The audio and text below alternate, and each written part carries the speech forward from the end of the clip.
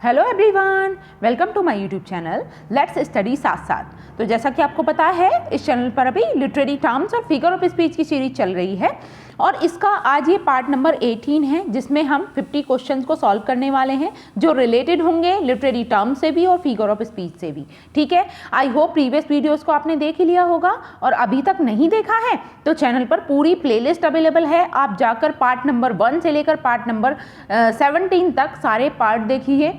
देखिए, बेसिक जानकारी सभी को है, अब जितनी ज़्यादा आप प्रैक्टिस करोगे इनकी उतना ही आपके लिए बेनिफिशियल होगा। ठीक है, literary term, figure of speech, ये ऐसे एस्पेक्ट होते हैं जो इंग्लिश लिटरेचर के हर एक एग्जाम से जुड़े हुए होते हैं, तो ये सभी के लिए यूज़फुल होंगे। ठीक है, तो आप सारे पार्ट्स देख सकते हैं। चलिए शुरुआत करते हैं आज की वीडियो की फर्स्ट क्वेश्चन से और एकदम स्पीड से हम लेकर चलेंगे, सारे क्वेश्चंस को फटाफट करेंगे। पहला, इट मीन्स एडवांस गार्ड। देखो, यहाँ पर एक पर्टिकुलर टर्म की डेफिनेशन दी गई है और उस टर्म के बारे में पूछा जा रहा है कि कौन सी टर्म है। यहाँ पे कहा गया कि उस टर्म को हम एडवांस गार्ड या फिर वैनगार्ड भी कहते हैं। इट मीन्स एडवांस गार्ड और vanguard and is use to refer to people और वर्क्स दैट आर एक्सपेरिमेंटल और innovative, particularly with respect to art, culture और पॉलिटिक्स। तो बताइए यहाँ पर किस टर्म की बात हो रही है? एनाक्रोनिज्म, कैथारसिस, एवेंगार्ड या फिर वर्नाकुलर। ये एक ऐसी टर्म है जिसको एडवांस गार्ड या वैनगार्ड कहा जाता है और इसको स्पेशली यूज किया जाता है टू रेफर पीपल और वर्क्स, मतलब किन्हीं लोगों को या किन्हीं स्पेशल राइटर्स को उनकी यूनिकनेस के लिए, कोई नया उन्होंने एक्सपेरिमेंटल इनोवेशन किया है, एक्सपेरिमेंट किया है और उनके आर्ट या कल्चर से रिलेटेड या पॉलिटिक्स से रिलेटेड, तो उनकी मतलब स्पेशली वो जो आर्ट फॉर्म है या फिर उनकी जो क्रिएटिविटी है, उस क्रिएटिविटी को उन्हीं के नाम से जाना जा रहा है। ठीक है, तो ये कौन सी टर्म है? इसको हम कहते हैं एवेंगार्ड। ठीक है, बेसिकली एवेंगार्ड जो होता है, इट कवर्स आर्टिस्ट और writers whose ideas are ahead of their time or a new writing which shows innovation in style and matter. ठीक है, ये चीज आपको ध्यान रखनी है। Moving to the next question. Next is a repetition of sentences using the same structure. देखिए यहाँ पर किस चीज के बारे में पूछा जा रहा है? देखिए, रेपिटेशन है सेंटेंसेस की और सेम स्ट्रक्चर यूज करते हुए, तो उसको क्या कहेंगे? एडेज, पैरेलल स्ट्रक्चर, अफोरिज्म या फिर pastoral. What should be the right answer?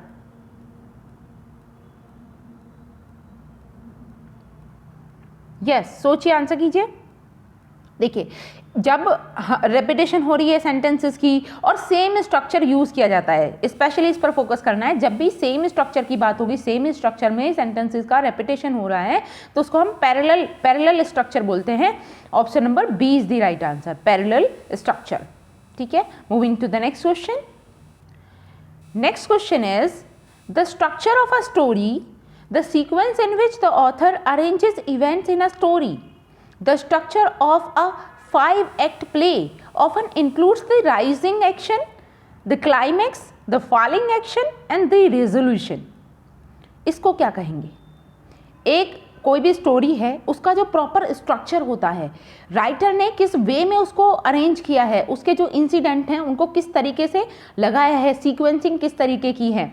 ठीक है, और जो स्ट्रक्चर होता है, जैसे 5-act प्ले का स्ट्रक्चर जो होता है, जिसमें राइजिंग एक्शन है, क्लाइमैक्स है, फॉलिंग एक्शन है, रेजोल्यूशन है, तो उसको एक टर्म दी जाती है। वो क्या है? पैथेटिक फॉलेसी, वर्सी सिमुलेटेड या फिर एल्यूजन या फिर प्लॉट। इसी चीज को ध्यान रखना, इसी चीज को हम क्या कहते हैं? प्लॉट कहते हैं। तो पूछ लिया जाए what is plot? Related to drama, related to tragedies, है ना, प्लेज। तो इनका जो प्लॉट होता है, प्लॉट का ये पर्टिकुलर डेफिनेशन है, इसको आप ध्यान रख सकते हो, इसको हम प्लॉट कहेंगे। ठीक है, स्टोरी का एक ऐसा स्ट्रक्चर जिसमें हर एक इंसिडेंट प्रॉपर सीक्वेंस में दिया गया हो, है ना। जैसे अगर हम 5-act प्ले की भी बात कर रहे हैं तो उसके हर एक इंसिडेंट को एक प्रॉपर सीक्वेंसिंग दी जाती है, तो उसको हम कह रहे हैं plot. Option number D is the right answer. Next question is a statement which can contain 2 और मोर मीनिंग्स। एक ऐसी स्टेटमेंट जिसके 2 या 2 से ज़्यादा मीनिंग हो, उसको क्या कहा जाता है? मतलब प्रॉपर क्लियर स्टेटमेंट तो नहीं है ये, है ना। क्लियर होती तो इसका एक ही मीनिंग निकलता, लेकिन एक ऐसी स्टेटमेंट है या फिर एक ऐसा सेंटेंस है जिसके दो या दो से ज़्यादा मीनिंग निकलते हैं। ऑप्शन है ambiguity, anecdote, epigraph, foil. Yes, इसको ही हम क्या कह देते हैं, ambiguity. Okay, option number A is the right answer. Moving to the next question. Next is the emotional content of a word.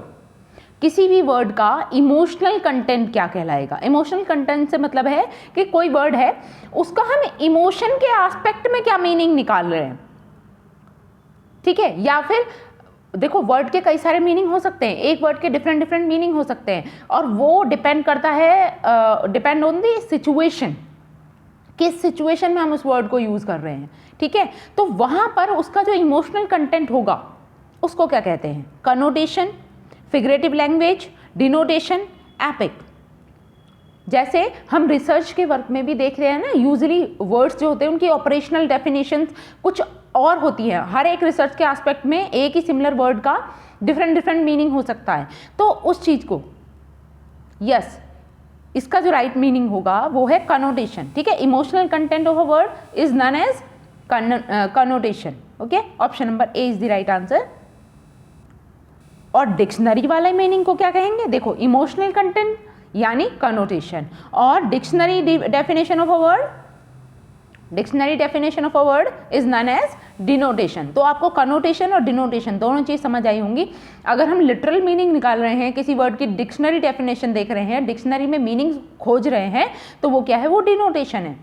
Okay, और सिचुएशन के हिसाब से जो वर्ड यूज हुआ है उसका वहां पे क्या मीनिंग बैठ रहा है, वो क्या है, कनोटेशन। चलिए, moving to the next question. Next is question number 7। A mild word or phrase which substitutes for another which would be undesirable because it is too direct, unpleasant or offensive। एक mild word है या फिर word ना होके पूरी phrase है, which substitutes for another, जो किसी दूसरे word का एक substitute की तरह use हो रहा है, which would be undesirable because it is too direct, unpleasant or offensive। देखिए, कोई अनप्लीजेंट वर्ड था या फिर कोई ऐसा वर्ड था जिससे बहुत ज़्यादा हानि हो सकती थी सुनने वाले को, या फिर बहुत ज़्यादा डिफ़िकल्ट वर्ड था, लेकिन उसकी जगह पर उसके सब्स्टिट्यूट में किसी एक माइल्ड वर्ड को, फ्रेज को यूज़ कर लिया जाए तो उसको क्या कहा जाता है, euphemism, genre, point of view, picaresque novel. इसको हम कहते हैं यूफेमिज्म, ठीक है। जब हम जो अनडिजायरेबल या माइल्ड वर्ड यूज ना करके हम क्या सॉफ्टर वे में चीज़ों को कह रहे हैं, तो यूफेमिज्म कहलाता है। Option number A is the right answer. Next question is the result of an action is the reverse of what the actor expected.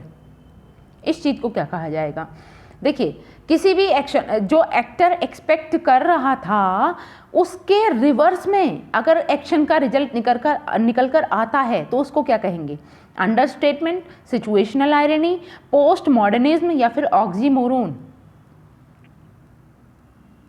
Yes, तो ये तो आपको अलग ही दिख रहा होगा कि ये तो आंसर नहीं है, ना तो पोस्ट मॉडर्निज्म है ना ऑक्सीमोरोन है, या तो अंडरस्टेटमेंट या सिचुएशनल आयरनी। क्या होगा राइट आंसर, यस, इसी चीज़ को हम क्या कह देते हैं, सिचुएशनल आयरनी। देखो, आयरनी क्या होती है, आयरनी में जो स्टेटमेंट, जो चीज़ कही जा रही है उसका मीनिंग अपोजिट होगा उस चीज़ से, है ना। और सिचुएशनल आयरनी क्या होगी, जब सिचुएशन से रिलेटेड ऐसी चीज़ें हो जाए, मतलब जैसे यहाँ पे कहा गया कि एक्टर जो एक्सपेक्ट कर रहा था उसके वाइस वर्सा चीज़ें हुई, उसके रिवर्स में चीज़ें हुई, उसके जस्ट अपोजिट चीज़ हुई, तो वो सिचुएशन के हिसाब से चीज़ें हैं, है ना। तो इसलिए इसको क्या कहा गया है, situational irony. Option number B is the right answer. Next is the audience knows something that the characters in the drama do not. इस चीज़ को क्या कहा जाता है, सोचिए। देखिए, ड्रामा देख रही है ऑडियंस, ऑडियंस कुछ ऐसा जानती है जो ड्रामा का कैरेक्टर नहीं जानता, तो उस चीज़ को क्या कहते हैं, adage, bildungsroman, apostrophe, dramatic irony. Audience को पता है लेकिन ड्रामा में कुछ ऐसे कैरेक्टर होंगे जिनको उस बारे में नहीं पता होगा, या फिर वो ऐसा जताएंगे कि उनको नहीं पता है ना। तो उस चीज़ को क्या कहेंगे, ये भी आयरनी ही है। और ये कैसी आयरनी है, ये है ड्रामेटिक आयरनी। तो आयरनी के डिफरेंट टाइप्स आप समझते चलिए। सिचुएशनल आयरनी क्या होता है, ड्रामेटिक आयरनी क्या होता है, ठीक है। Option number D is the right answer. Next is the contrast is between the literal meaning of what is said and what is meant. यहां पर कहा गया कि कंट्रास्ट होना लिटरल मीनिंग में, मतलब जो कहा गया और जो अर्थ था उन दोनों में अंतर पाया जाना, उन दोनों में कंट्रास्ट होना, विरोध होना, उस चीज को क्या कहेंगे? वर्बल आयरनी, एनालॉजी, पैराडॉक्स या जस्टापोजिशन। यस, जो चीज कही जा रही है और जो उसका मीनिंग है उन दोनों में अंतर है, कंट्रास्ट है, तो इस चीज को कहते हैं वर्बल आयरनी, ठीक है। Option number A is the right answer, verbal irony. Next is the use of angry and insulting language. अगर हम एंग्री और इंसल्टिंग लैंग्वेज का यूज कर रहे हैं तो उस चीज को क्या कहा जाएगा? Jargon, invective, malapropism, mood. तो इंसल्टिंग लैंग्वेज का यूज करना, yes, right answer is invective. इसको इन्वेक्टिव कहा जाता है। Option number B is the right answer, invective. Next is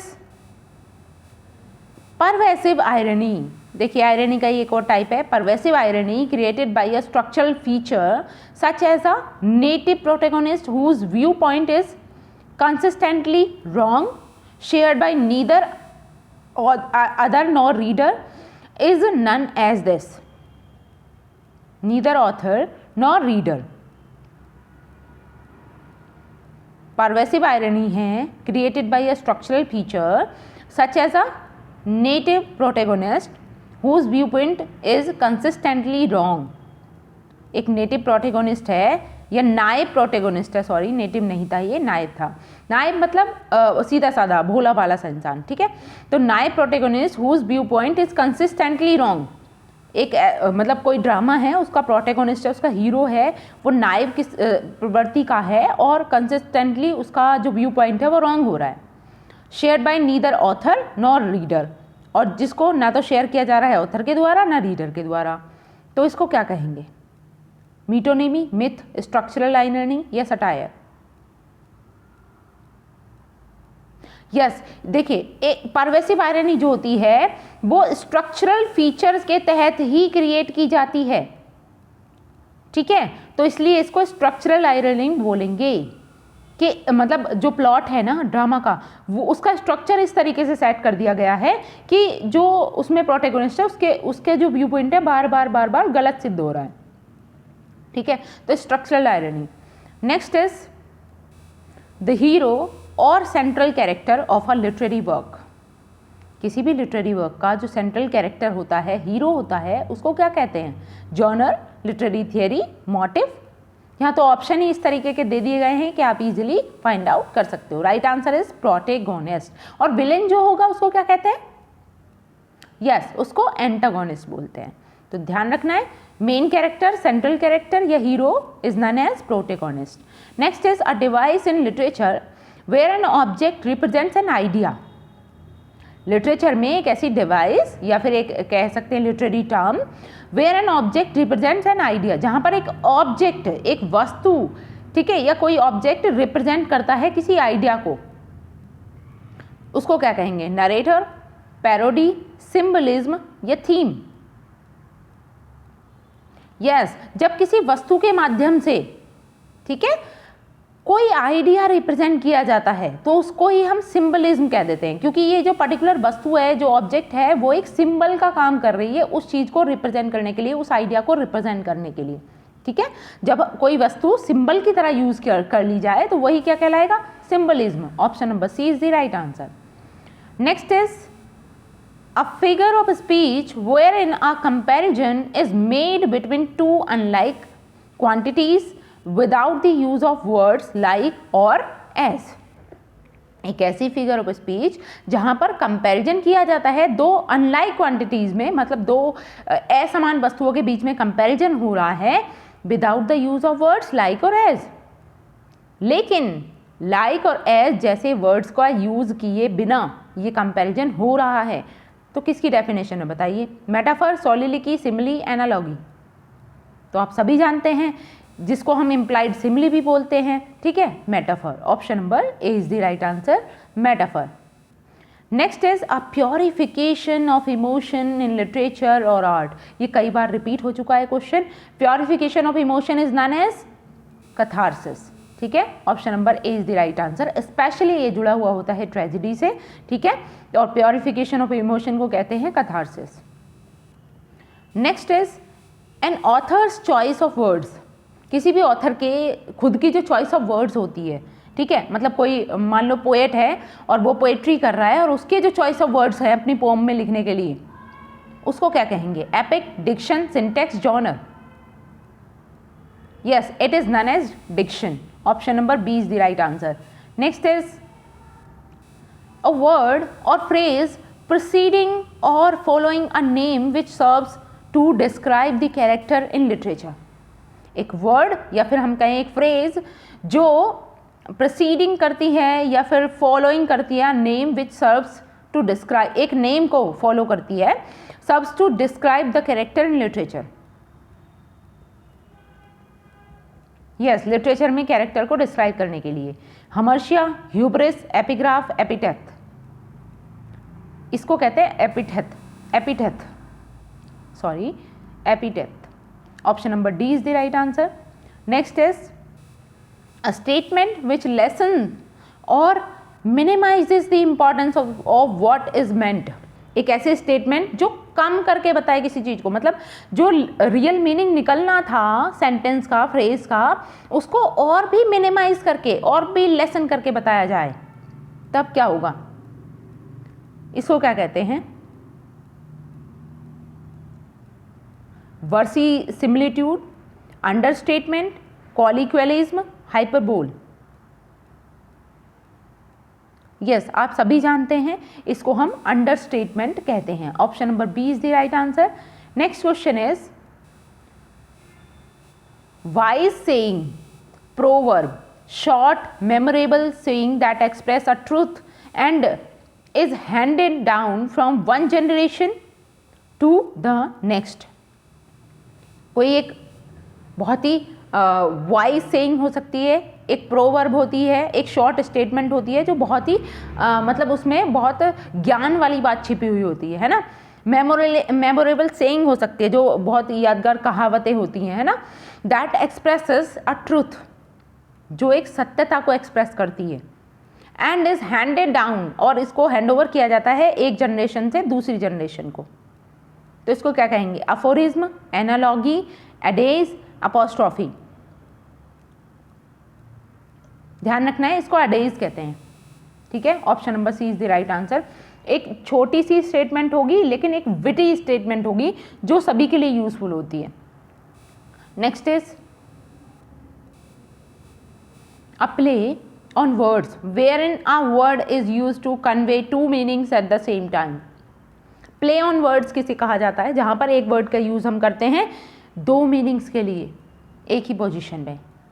पन, सटायर, हाइपरबोल, पैराडॉक्स। यस, इसी को कहते हैं pun. Play on words is known as pun. Next is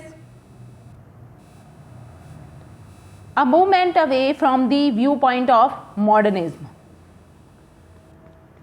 बताइए, मॉडर्निज्म के व्यू पॉइंट से कुछ मूवमेंट पहले, अ मूवमेंट अवे।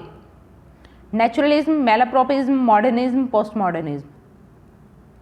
तो मॉडर्निज्म के बाद की बात हो रही है तो इसको कहेंगे post modernism. Option number D is the right answer. Next is in literature an extreme form of realism developed in France in the 19th century. Literature में एक एक्सट्रीम फॉर्म आई थी रियलिज्म की जो डेवलप होती है France में 19वीं शताब्दी में। उस फॉर्म को क्या कहा गया? एक्सट्रीम फॉर्म ऑफ रियलिज्म है ये। नेचुरलिज्म है, मैलाप्रोपिज्म है, मॉडर्निज्म या post modernism.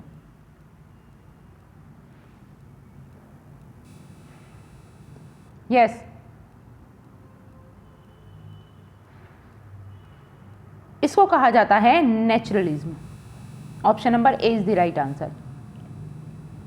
Next is a revolt against the conservative values of the realism. एक जो रिवोल्ट चला कंजर्वेटिव वैल्यू जो रियलिज्म की चल रही थी उसके against, naturalism, malapropism, modernism, post modernism, इसी को कहा गया modernism. Option number C is the right answer, modernism. Next is unintentional use of an inappropriate word similar in sound to the appropriate word, often with humorous effect. Yes, unintentional use कर लेना एक inappropriate word का जो similar है sound में एक appropriate word के, मतलब स्पेलिंग अलग हो सकती है लेकिन साउंड में सिमिलर होता है, और जो अप्रोप्रिएट वर्ड आना था वो लगाने की बजाय एक इनअप्रोप्रिएट वर्ड सेंटेंस में यूज़ कर लिया जाता है, जिसकी हो सकता है प्रोनाउंसिएशन सिमिलर रही हो लेकिन स्पेलिंग अलग होती है, मीनिंग बिल्कुल इनअप्रोप्रिएट होता है उस सिचुएशन में, ठीक है। और ज़्यादातर ह्यूमरस इफेक्ट को क्रिएट करने के लिए इसका यूज़ किया जाता है। तो इसको क्या कहेंगे? Naturalism, modernism, malapropism, post modernism. Yes, इसको कहते हैं malapropism. Option number C is the right answer. Next is comic relief can not exist in. तो कॉमिक रिलीफ कहाँ एग्जिस्ट नहीं करती, कहाँ एग्जिस्ट नहीं हो सकता? कॉमेडीज में, ट्रेजेडीज में, ड्रामा में, या comic relief can exist in any of these. तो आपको ध्यान रखना है जब हम कॉमिक रिलीफ की बात करते हैं तो वो रिलेट होता है ड्रामा से, ट्रेजेडी से, लेकिन कॉमेडीज तो अपने आप में ही कॉमेडी है ना, तो वहाँ पे कॉमिक रिलीफ की नीड नहीं होती। तो राइट आंसर हो जाएगा यहाँ पर option number A, comedies. Next is the two main type of comic relief are. Comic relief के दो जो मुख्य प्रकार हैं, जो मेन टाइप्स हैं, वो कौन से हैं? Literary and pop culture, internal and external, dark and light humour, या फिर none of these. Yes, comic relief के दो मेन टाइप कौन से होते हैं? इंटरनल कॉमिक रिलीफ और एक्सटर्नल कॉमिक रिलीफ, ठीक है। Option number B is the right answer. Next question, wait a minute, yes 28। Comic relief usually comes from a single character who is often. और आप देखते हो कि कॉमिक रिलीफ क्या है, आप ट्रेजेडीज़ में भी देखोगे, कोई जैसे फूल वगैरह रहते हैं हर एक ट्रेजेडी में, शेक्सपियर की ट्रेजेडीज़ में देखोगे आप कोई ना कोई कॉमिक रिलीफ के लिए फूल रहता ही है साथ में। तो एक सिंगल कैरेक्टर के द्वारा ही कॉमिक रिलीफ का यूज़ किया जाता है, जो अक्सर कैसा होता है? One of the good guys, highly cynical, one of the villain, या फिर नन ऑफ दीज। तो आपको ध्यान रखना है वो हाईली साइनिकल होता है। Option number B is the right answer. Next is what does ad hominem mean in Latin. तो ये लैटिन वर्ड है एक, एड होमोनिम। इसका मीनिंग अगर हम इंग्लिश में देखें तो क्या होता है? Against the man, advertised home, you too, या फिर एडिशनली। तो एड होमोनिम का मीनिंग क्या होगा? एड होमोनिम का मीन होता है against the man. Option number A is the right answer, against the man. Next is where are you most likely to see this logical fallacy. तो बताइए यहाँ आप कहाँ पर लॉजिकल फैलेसी को ज़्यादा देखते हो? फैलेसी का ही एक टाइप है लॉजिकल फैलेसी, और वो कहाँ ज़्यादा देखने को मिलती है? पॉलिटिक्स में, एडवर्टाइजिंग में, डिबेट में, ऑल ऑफ द अबव। तो कहाँ ज़्यादा देखने को मिलती है? सभी में, पॉलिटिक्स में भी, एडवर्टाइजिंग में, डिबेट में, ठीक है। राइट आंसर हो जाएगा all of the above. Next is what is an adage. अभी पीछे भी आया था इससे रिलेट करता हुआ क्वेश्चन। तो एडेज होता क्या है? A quote from a famous person, a short saying with wisdom, a cliche, an additional comment. Yes, तो आपको ध्यान रखना है एडेज क्या होता है? एक विटी स्टेटमेंट कह सकते हो, एक शॉर्ट सेइंग होती है विद विजडम, मतलब कोई ना कोई उसमें ज्ञान भरी बात छिपी हुई होगी। एक शॉर्ट सेइंग होती है, एक छोटी सी कहावत होगी। What can adage do? और एडेजेस के माध्यम से क्या किया जा सकता है? Educate, pass down wisdom, entertain, all of the above. तो एडेज के माध्यम से आप तीनों ही चीज़ें कर सकते हो। तो राइट आंसर हो जाएगा option number D, all of the above.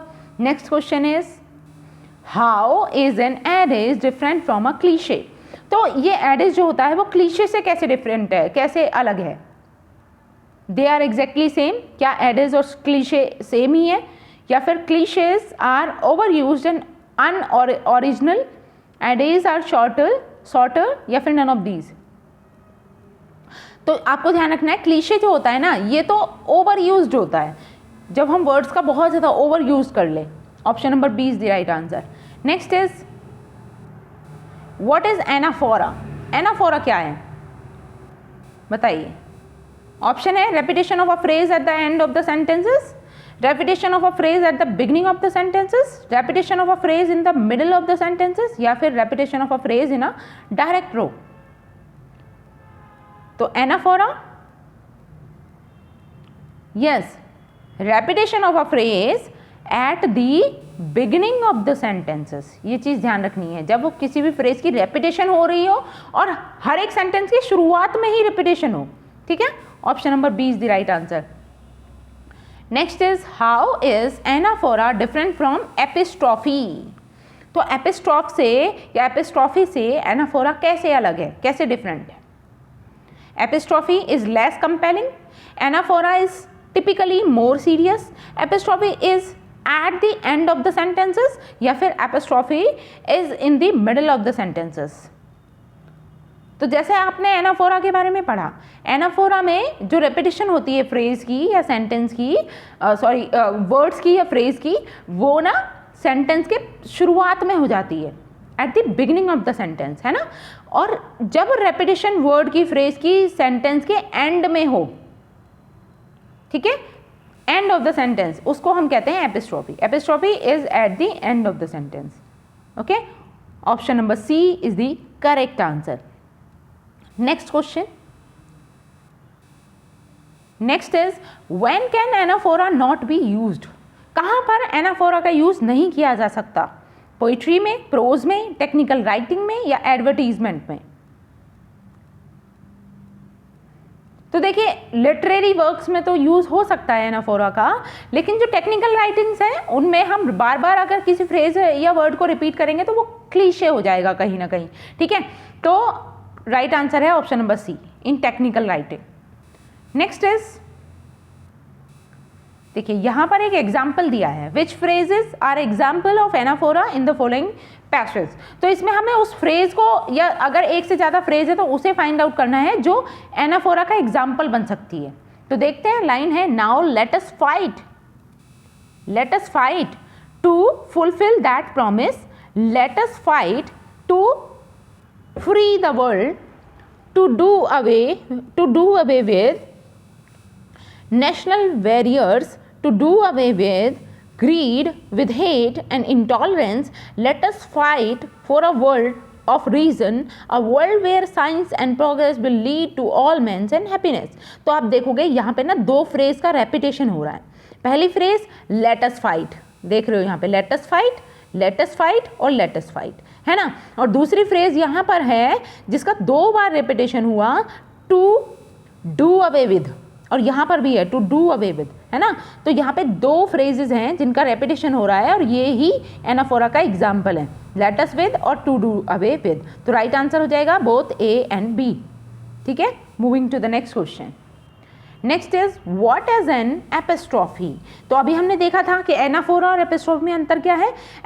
जो एनाफोरा है उसमें वर्ड या फ्रेज की जो रेपिटेशन है वो सेंटेंस के शुरू में होती है, और एपिस्ट्रॉफी में क्या होगा, देखिए ऑप्शन देखते हैं, repeated phrase at the end of a successive sentence, repeated phrase at the beginning of successive sentence, या फिर repeated phrase at the beginning and end of successive sentence, या फिर अल्टरनेटिव टू द अपॉस्ट्रॉफी।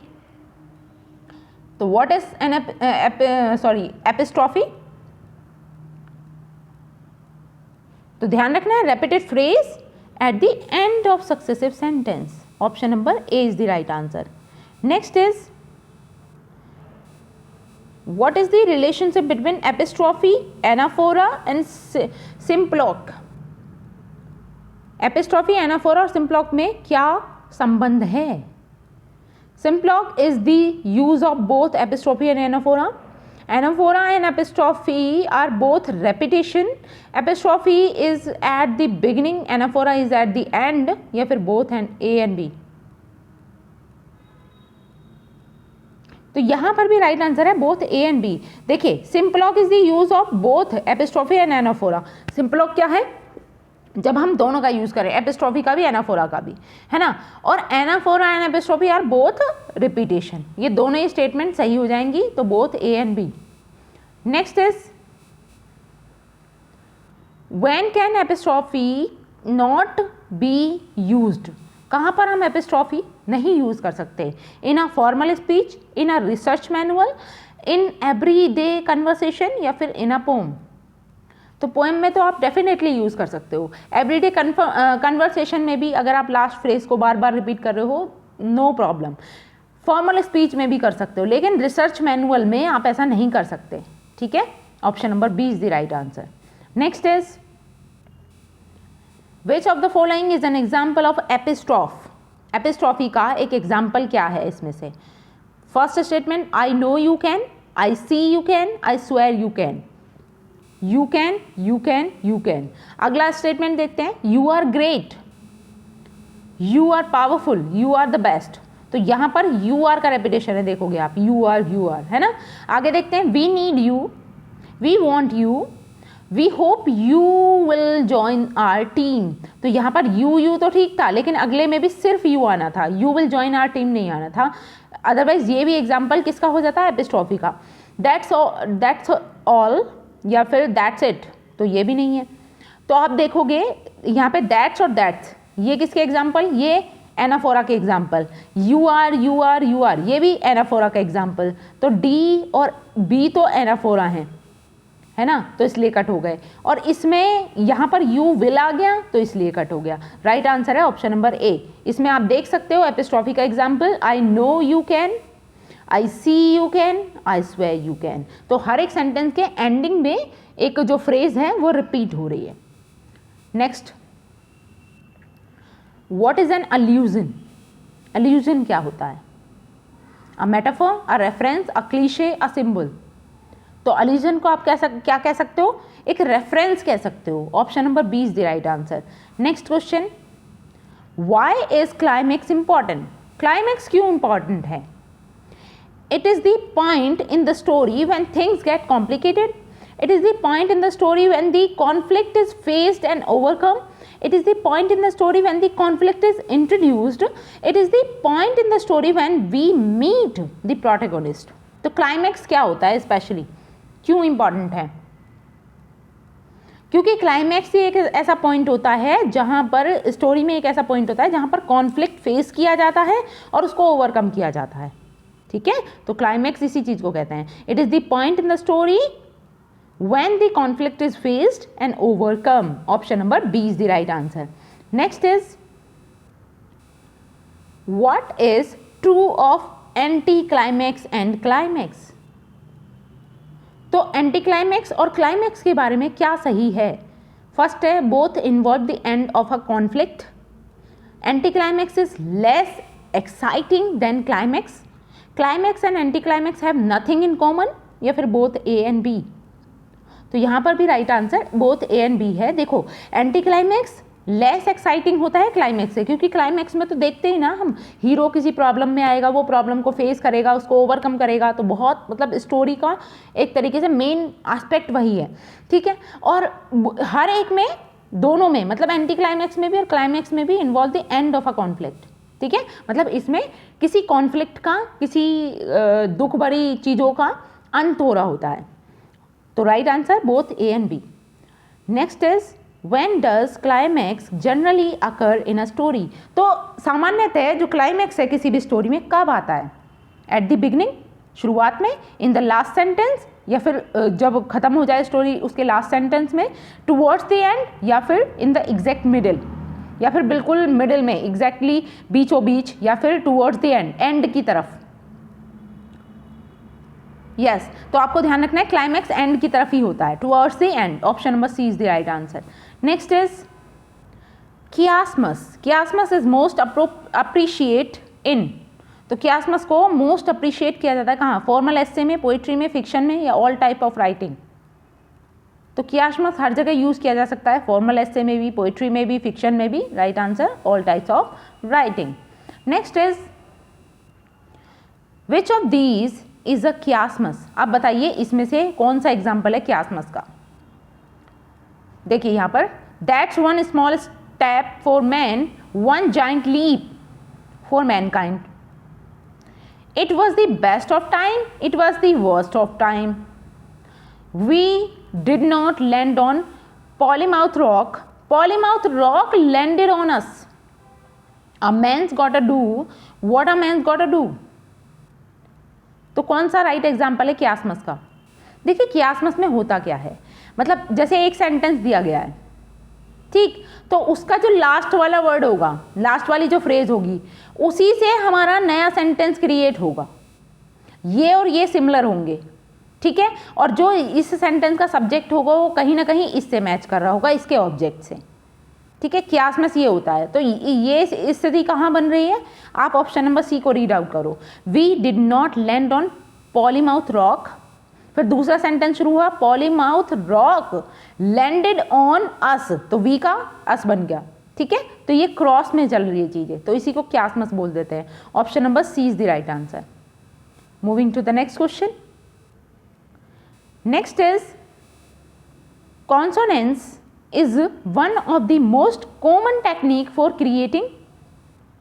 जो consonance है वो most common technique है किस चीज़ को create करने में, for creating assonance, prosody, syntax या all of the above। तो prosody को create करने में common technique है, ठीक है। Option number B is the right answer. Next is an elegy is a poem about. तो ये तो बहुत ही सिंपल सा क्वेश्चन है। इलेजी किसके बारे में होती है, लव, डेथ, हीरोइज्म। तो इलेजी स्पेशली डेथ से रिलेटेड होती है। Option number B is the right answer. और last question, this is also the easiest one. The tone of an elegy is humorous, praising, mournful, angry. तो elegy की tone कैसी होती है, mournful, ठीक है। Option number C is the right answer.